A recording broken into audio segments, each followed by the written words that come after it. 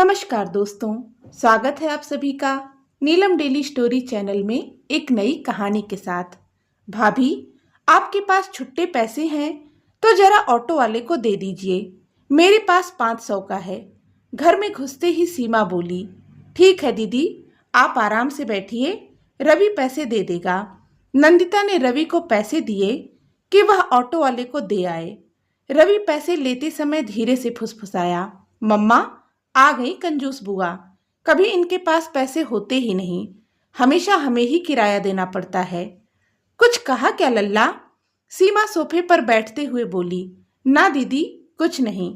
रवि को घूरते हुए चुप रहने का इशारा किया और पैसे देकर आने को कहा। नंदिता सीमा के लिए चाय नाश्ते का इंतजाम करने किचन में चली गई। भाभी, घर में बड़ी शांति है, सब लोग कहाँ हैं? और अम्मा मेरी आवाज सुनकर भी बाहर नहीं आई। तबीयत तो ठीक है ना उनकी? बोलते बोलते सीमा पूरे घर का चक्कर लगा डाली। अरे दीदी, आप भूल गई क्या? आज एकादशी है। अम्मा जी अपर्णा के साथ मंदिर गई हैं और आपके भैया ऑफिस। रवि का पेपर शुरू है तो अभी अभी स्कूल से आया है। नंदिता ट्रे लेकर आ गई। अपर्णा क्या कर रही है आजकल? उसकी शादी वादी करनी है या अपने पास ही बिठा कर रखना है? लड्डू मुंह में डालते हुए सीमा ने अपनी शंका जाहिर की और फिर उनका भाषण शुरू हो गया कि लड़की को ज्यादा नहीं पढ़ाना, फिर लड़के अच्छे नहीं मिलते और ना जाने क्या क्या। सीमा का ज्ञान देना चालू ही था कि अपर्णा दादी के साथ घर आ गई। बेटी को देख अम्मा जी बहुत खुश हो गईं। घर परिवार और बच्चे के बारे में पूछने के बाद माँ बेटी खाना खाकर सो गईं और साथ ही नंदिता को आदेश दे गईं कि शाम को जल्दी से उठा देना, शॉपिंग पर जाना है। और साथ ही यह भी कि छुट्टे पैसे रख लेना। शॉपिंग का नाम सुनते ही नंदिता ने सिर पीट लिया। हो गया सत्यानाश। शॉपिंग करेंगी यह और बिल चुकाना पड़ेगा मुझे। मम्मा, आप कोई बहाना बना दो, कह दो कि सिर में दर्द हो रहा है या फिर आपको डॉक्टर के पास जाना है। दोनों बच्चे आइडिया देने लगे। बेटा जी, उन्हें जानते पहचानते हुए पूरे 22 साल हो रहे हैं। झट से सबके सामने बोल देंगी कि दिन भर गृहस्थी में रहोगी तो सिर तो दर्द होगा ही। मेरे साथ बाजार चलो, सब सिर दर्द ठीक हो जाएगा। और डॉक्टर को बोलूंगी तो कहेंगी ठीक है ना, पहले डॉक्टर के यहाँ नंबर लगा देंगे और फिर इस बीच शॉपिंग कर लेंगे। उनके साथ शॉपिंग करने पर क्या, कहीं और भी जगह जाने से सिर्फ मैं ही नहीं, तुम्हारे पापा और सभी रिश्तेदार दूर भागते हैं और कोई ना कोई बहाना बना ही देते हैं। लेकिन मैं हमेशा फंस जाती हूँ। क्या करूँ? जब अम्मा जी बोल देती हैं तो बहाना करना अच्छा नहीं लगता। पता है, आज तक उन्होंने कभी ऑटो या रिक्शे का किराया नहीं दिया। हर समय अपने पास से 500 या 2000 का नोट निकाल देती हैं। नंदिता बच्चों को सीमा की चालाकी से पैसे खर्च करवाने के बहाने बताकर अपने पर्स में छुट्टे पैसे रखने लगी। शाम को चाय पीकर नंदिता और सीमा शॉपिंग करने चली गईं। बाजार पहुंचकर सीमा दीदी सामान लेने लगीं और जैसे ही दुकानदार ने कहा 150 रुपए, सीमा ने अपने पर्स से 2000 का नोट निकाल लिया। 2000 का नोट देखकर दुकानदार बोला, बहन जी छुट्टे दे दो, आज सुबह से इतनी बिक्री नहीं हुई है कि 2000 के छुट्टे दे दूं। भाभी आप ही दे दो, आपके पास तो 150 रुपए होंगे ही, सीमा ने नंदिता से कहा और खुद आगे बढ़ गई। छुट्टे पैसे वाला पाउच निकालने के लिए नंदिता ने बैग में हाथ डाला तो हैरान रह गई। पाउच नहीं था। वह चेन खोलकर अच्छे से देखने लगी, लेकिन पाउच नहीं मिला। नंदिता को अभी तक वहीं खड़ा देख सीमा वापस आई। क्या हुआ भाभी, पैसे दे दिए हो तो यहाँ क्यों खड़ी हो? दीदी, छुट्टे वाला पाउच नहीं मिल रहा है।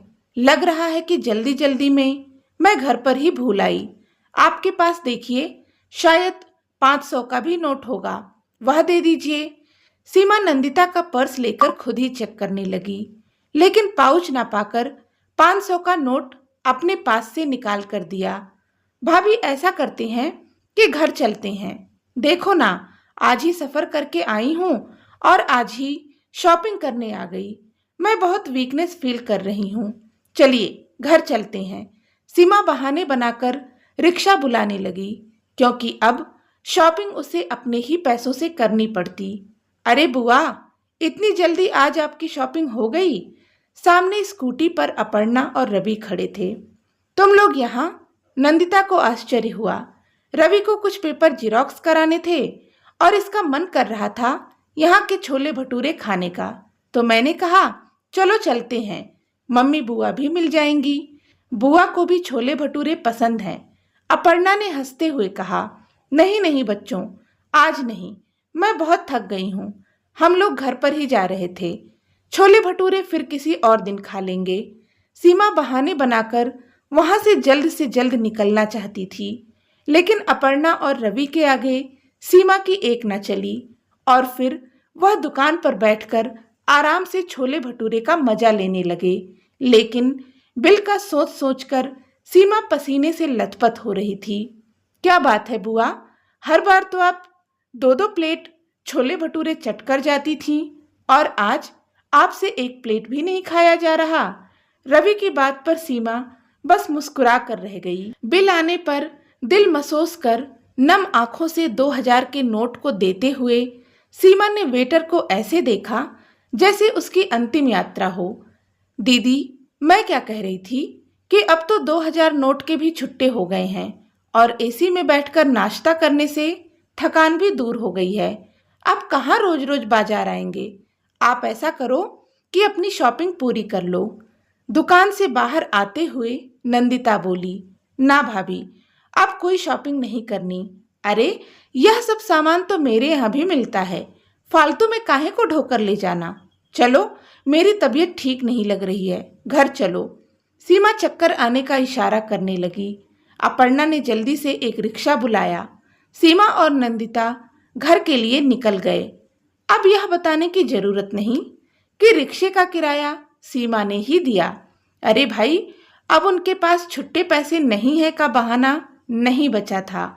और एक और राज की बात, नंदिता बहाना नहीं बना रही थी। उसे पता ही नहीं था कि अपर्णा और रवि ने वह पाउच निकाल दिया था और दोनों जानबूझकर बाजार पहुंचे थे ताकि कंजूस बुआ के 2000 नोट के छुट्टे हो सकें।